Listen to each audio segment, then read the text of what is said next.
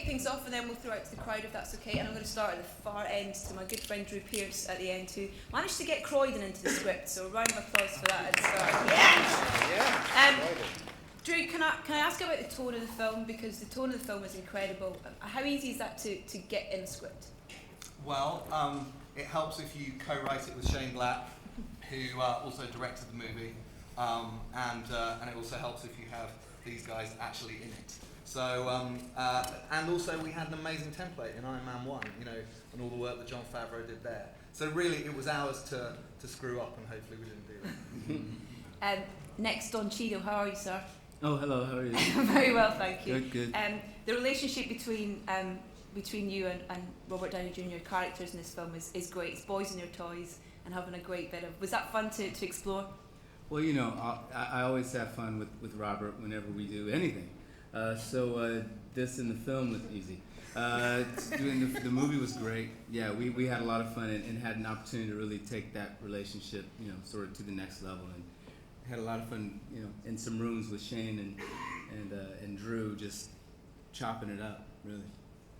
So Ben, this was a whole new world for you. How was that world to enter? Well, as a compliment to the rest of the people at the table, and deeply intended, the welcome that they give to a new boy is extraordinary. I think it's a measure of their confidence and their joy in what they do and what they've created in the franchise. But the welcome they gave to me was so assured, so generous, and so confident. Within seconds, I felt like a team player. It was a really extraordinary experience for me. Thank you. Gwyneth Pepper gets to kick ass in this film. That must have been fun to explore. It was great. I mean, part of the fun of doing these films is that Pepper keeps evolving, and it was really fun. And congratulations on your new baby. Oh, thank you very much. Thank you.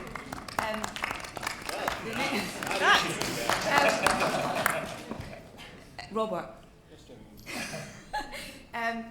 We see him stripped for the first time of everything that he kind of relies on in this film. Yes.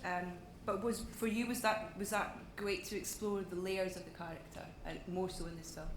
Yeah, I mean, we all figured after Avengers we couldn't go for more of a spectacle, so I'm just so pleased as people are seeing the movie that they're telling us that we kind of did this correctly. Enough for me to be proud to announce the next installment, where it will just be Rebecca and I, called Iron Man 4 Parade's End. There'll be a lot of this. Rebecca, similar to Ben coming into this gang, you know, who've already 2 films in, but with a strong female character as well, but drawn to this man who what is her attraction to him? What's her attraction to Tony Stark? Yeah. No idea. No, I think she's there's something of, you know, she's an equally driven scientific genius, and there's somewhat of a parity between them, and yeah, not at the same time, and you know, she's just her focus is very much, she's very tunnel vision in that respect. And finally, Shane, before we throw out to the crowd, a film that kind of arrives at the end of 2 previous films, almost kind of like a sequel to 2 films. Did that bear that in mind when you approached this project, or was it kind of starting from a blank canvas? I think when you do anything that's at number 3 after it, you have to just ask yourself, how can we pretend that this was supposed to happen anyway? You know, what's the story left to tell that makes it seem in retrospect like it was just waiting to get itself told? And I think finding the things that you like about Iron Man that haven't been mined yet, and trying to include them in such a way that, you know, and it's weird because it's not a trilogy. There's another movie called The Avengers that's in the middle, so it's almost like the trilogy and then us. It was weird.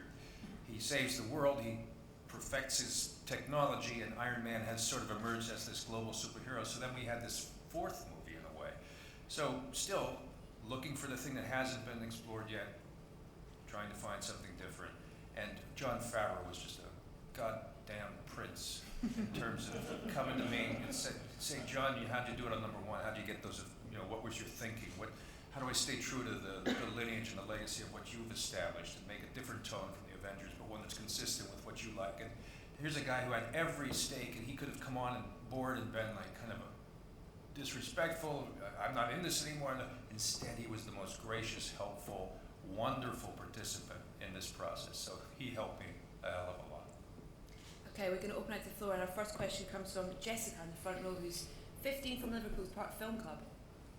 This question is for the casting director. Tony Stark is enhanced by the Iron Man suit. How much does that define him? And if any of you is how it has been enhancing, what would it be and why? The most ineffective microphone in British history. She said that Iron Man's defined by his suit, and if any of you were to be defined by a piece of armour in a way, what would it be? Who wants to kick off with that one? I think the film really does explore the exterior, the suit, the layer, and what's inside it on many levels. I think that's what Drew and Shane, that's what they gave to it: heart and vulnerability. There are moments of terrific violence, always followed by a moment of tenderness, comradeship, banter, vulnerability. I think that the structure of the film and its grace for me to participate in is that movement from the indestructible and infallible to the completely vulnerable. So it's those swings that fascinate me, and I know we were all keen to be in on the same page to explore the bubble that you live in and what's inside, what's in the middle of a bubble. I live in a bubble anyway, so I'm fine. Don, any genetic enhancements that you don't already possess? That was the one question I was going to avoid. Thank you, Robert. The ability to see into the future so that I could have stopped you from asking me that question. Although that's not genetically enhanced. So I think I'm perfect in every way, so I wouldn't change anything. There's a gentleman filming over there with a, there we go, question from you, sir. Hello there. Here we go. That's very hard. I took my 8 and 6-year-olds to see the film last night, and they loved it. But it did start a very vocal argument in the back of the car today about who had the best suit, whether it be Don or Robert. From Hagen Con, could you please end the argument? Who had the best suit? Define best. You define it. Oh, we are in Britain. Thank you. Thank you. I was waiting for that. We just wanted to get to a point where kids would be having that conversation when they left the theater. Right. You know, we wanted people to be having conversations about genetic enhancements and what does this mean, and is terrorism, you know, media driven or whatever, without being political. So I'm just happy that I'm very happy that those arguments are occurring. They're arguments about entertainment. Gentleman there, second one.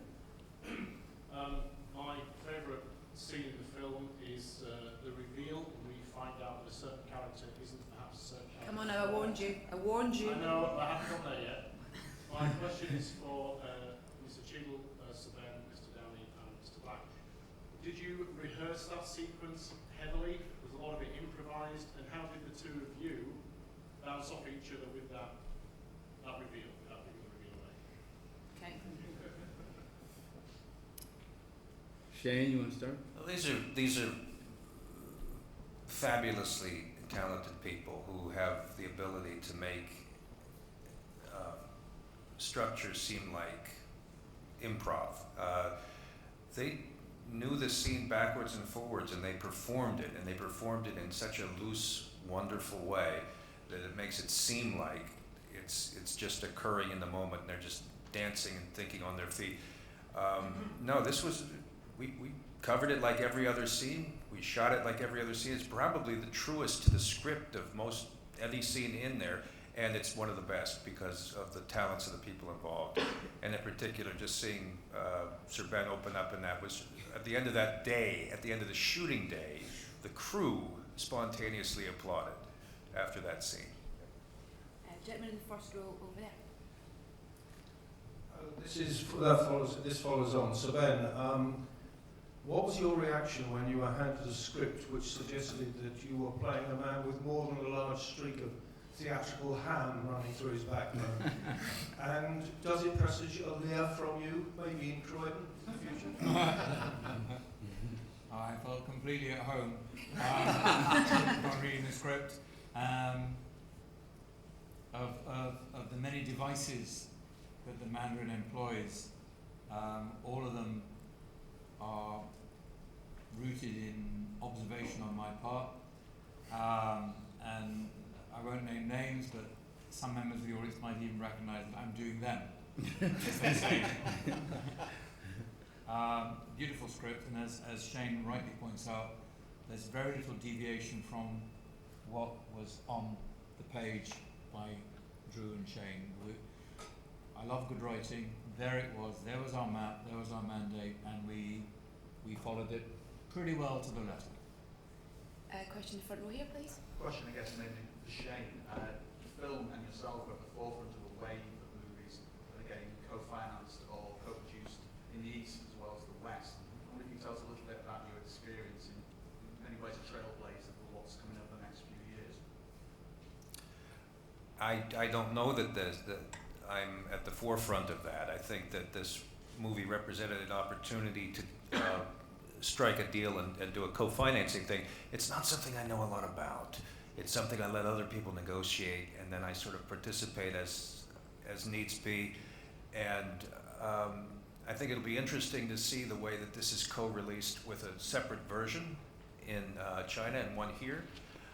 I think it's all fascinating stuff, but it's way over my head, frankly, in terms of giving you any predictions. Young gentleman in the front row there. Hello, my name is Jan. I'm a student at Royal Holloway University of London, Media Arts Department. First of all, I would like to thank you all for making such an amazing film. It's a great honor to Iron Man's legacy and 50th anniversary. I have a question for Mr. Downey. But first of all, sir, I think you're one of the most extraordinary actors of our time. I've seen all of your films since now, and I would like to thank you for the futurist. My question is,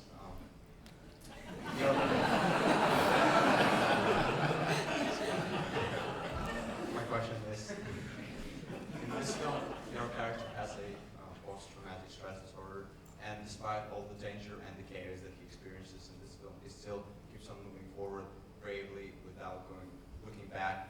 And how did you manage to achieve that balance? Because so many superheroes nowadays on the big screen tend to cry over those things or go into depression, but your superhero, Tony Stark, he is just unbreakable. He is truly the invincible Iron Man. How much did you pay him? How much did you pay him? This is definitely Just saying how much you paid him. Let's have dinner. Again, I think what I really liked about this was, in a post-Avengers world, we just asked questions. Wouldn't he be a little bit freaked out? And then that wound up being part of the theme, I mean, Sir Ben is right in that, some of the stuff we didn't rest on our laurels, but we exacted it, as it was. And a lot of the stuff we were very flexible. We were often talking about things. I think what Sir Ben isn't telling you is that there was other scenes and parts in the movie where essentially we would throw any and every idea we could at him, and he would bounce it back, and it could have been in the movie because he was throwing heat like it was the 6th game of the World Series, and he was the winning pitcher. And Don and I would just kind of play off them. But also with Gwyneth and I have made a habit of doing that with Tony and Pepper. And when Rebecca joined us, as she operates in both the past, Tony's past, she's kind of the prime mover of the story moving forward. All these things we try to be as flexible as possible. But the trauma thing to me was just, again, asking the question and getting away from this. We can't beat the spectacle of Avengers, so let's ask wouldn't it actually be like this if we were back in Tony's world? Thank you. Great. I adore you. Just along from where you are, the microphone, and then we'll come to you, sir. Hi, Ben from Men's Fitness Magazine. I've got a two-part question for Robert. Can you hear me? Yes. A two-part question. You're in great shape for the film. Was there anything specific you did in terms of training or gym work to get in shape for the role? And the second part, of all the film roles you've done, which was the most physically challenging and why? I'm required to say that I was doing some Tracy Anderson training. Paltrow is central too. I hate to say it, Don is actually, and better shape than I am. No. And he's more physically capable. But I'm not going to let it stay like that. That is true. When fitness magazines are asking me what I'm up to, that's what moves me. I want there to be no question that the dialogue between Don and I on who's more fit is going to end with Iron Man 17. Old guys jacked up on growth hormone. That's it. And the most physically challenging film you've ever done? I think any of us could say that who've been around before. So I think for Don and Gwyneth and I, we all moved around more than we expected to. Yeah, I think this one was tough. Yeah. Okay, gentleman over here, have you got a microphone there, sir? Here's a question for Shane Black.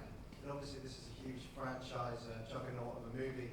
Did you have any sort of trepidation getting on board that juggernaut? And just as a follow-up, you're sitting here with Robert, so I have to ask you, is there any chance of a return to the characters you brought us in Kiss Kiss Bang Bang in any shape?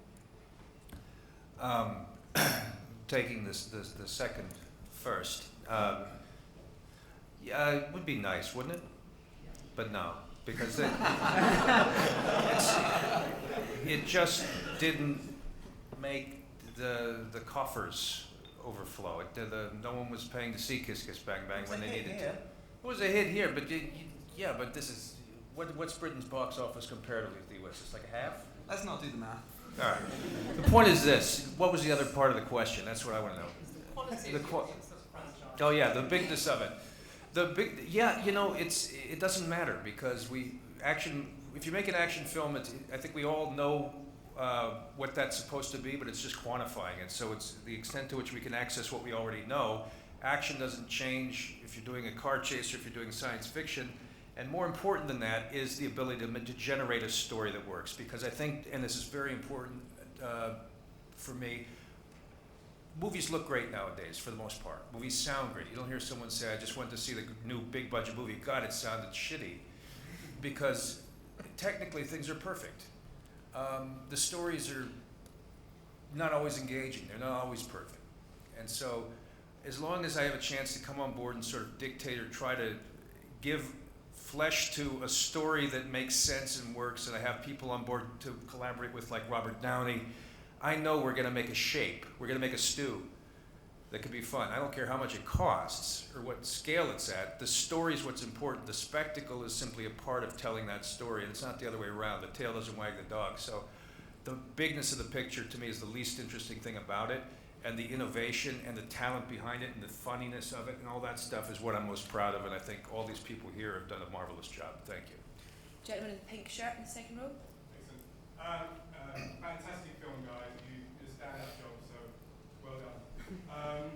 In terms of Shane and Robert, you've obviously worked together, Kiss Kiss Bang Bang.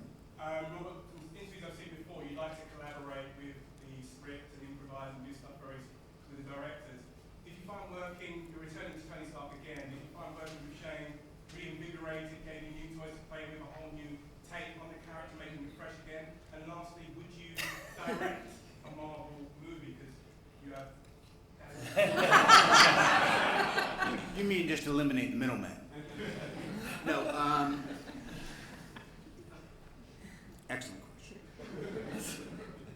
Well, first of all, I had a really good time making this movie, and I don't often set out to imagine I'm going to just like have a fun time shooting, because you know these things, they're genre movies, but we take them pretty serious, you know, and then things get all stressy, and the one thing you shouldn't have said, Shane, is you don't care how much it costs, because you're going to get offered a bunch of movies and you have to be mindful of budget.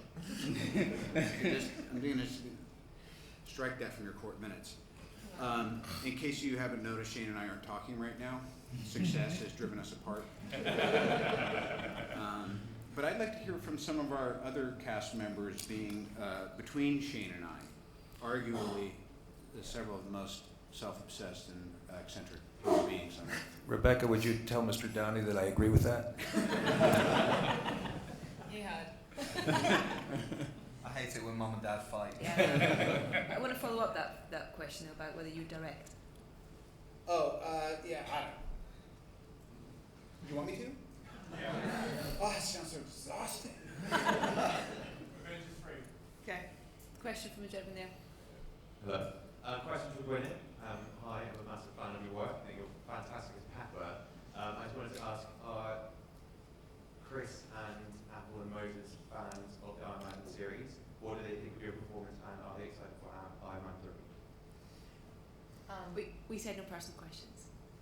Oh, Do you well, But if you want to, that's okay. Thank you. And yes, we all saw it last night together with all of my kids' friends, and everybody loved it. And including myself, I was really surprised. Shocked. You're such a snob.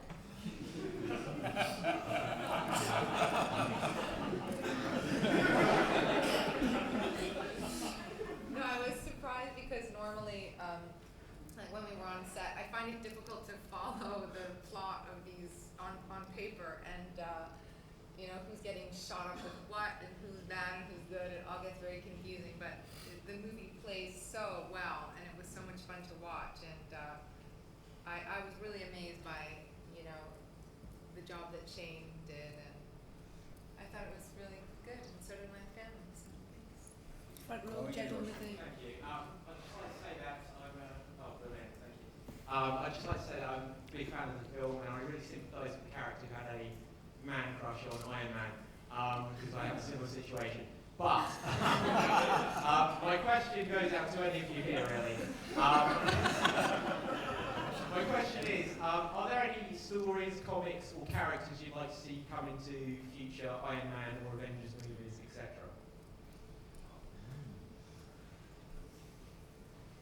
Who would like to answer that one? Robert? I like that you're looking at me. Yeah. do the comics thing. Come on, you know what you're doing. Well, obviously I have no idea what's coming next. We do know that obviously Joss is doing Avengers 2, so he is a wonderful arbiter of taste, so he will dip into the canon brilliantly, I'm sure. And, you know, obviously this movie is a tribute to, like, you know, Warren Ellis and Matt Fraction and some of the brilliant modern day writers of the comics, which feels appropriate to give a shout out to. But who knows what comes next? Or if there's a next. Robert. Well, back. Very informative, Drew. And that's cricket. That's cricket. Lady in the front row.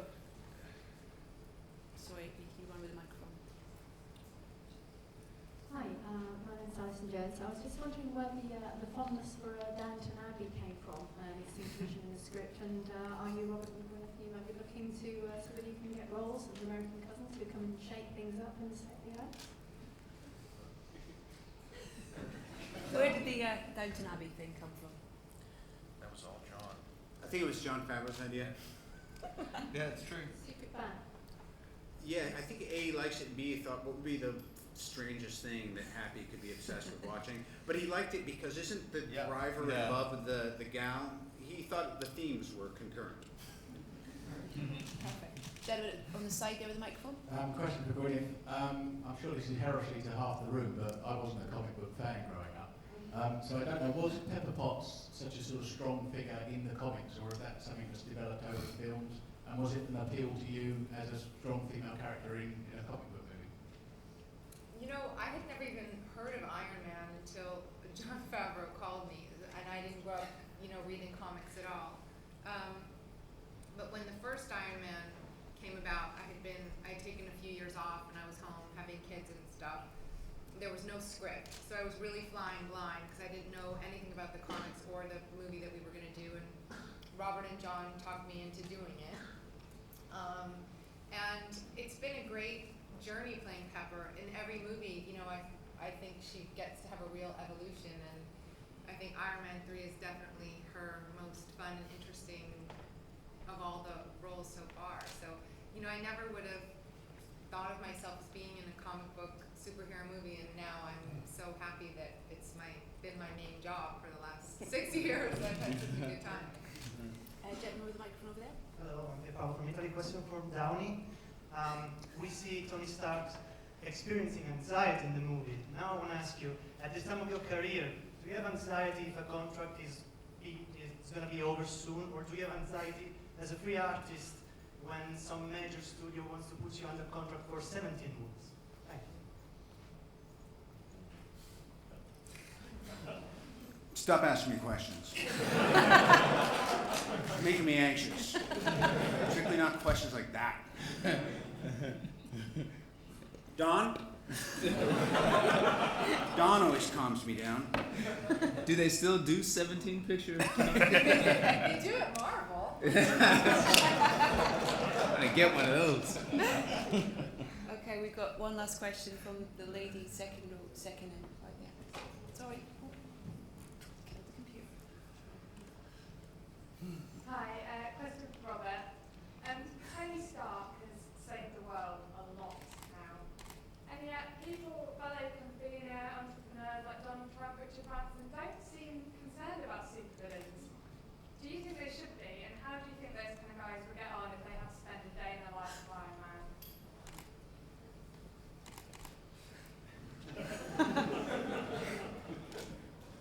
It's a really random last question.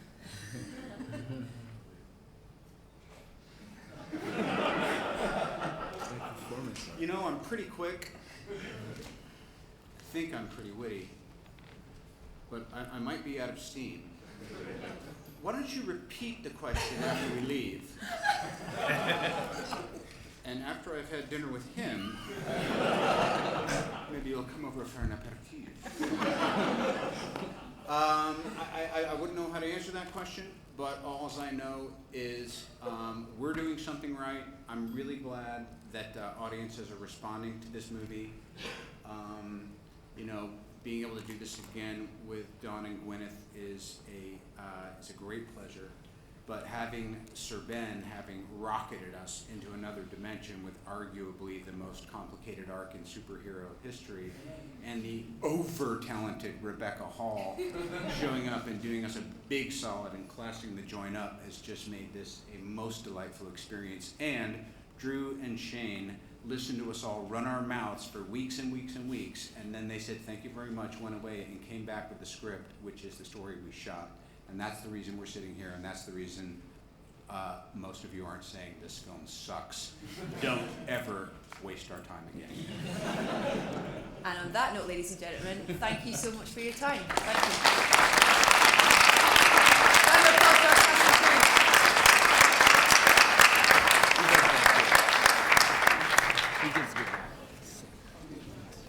Well, moderator.